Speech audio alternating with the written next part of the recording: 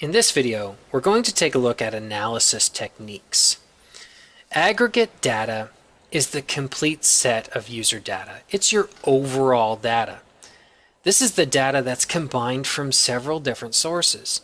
And often, aggregate data takes groups of observations and replaces them with summary statistics. This data can be useful for tracking overall trends and patterns over a select period of time.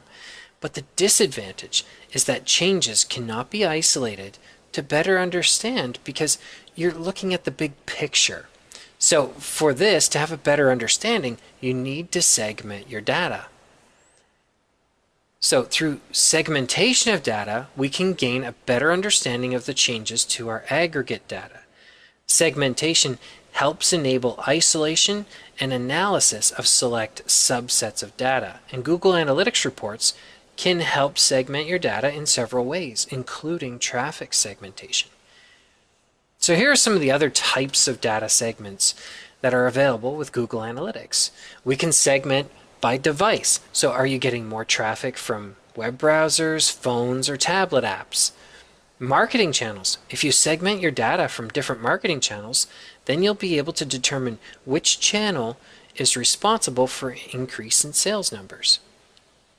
Segmenting by location will allow you to narrow down which regions or cities perform the best. And you can also segment data based on user characteristics. For example, how do first-time customers compare to repeat customers?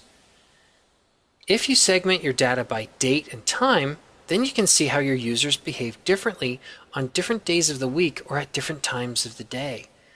Segmentation of all of this information can help you to determine what drives users to becoming loyal customers. Now let's talk about context. It's very important to add context to your data. Context helps you determine if performance is good or bad. You can set context in two ways. There's internal context and there's external context. External context helps you compare your performance relative to similar businesses in your industry.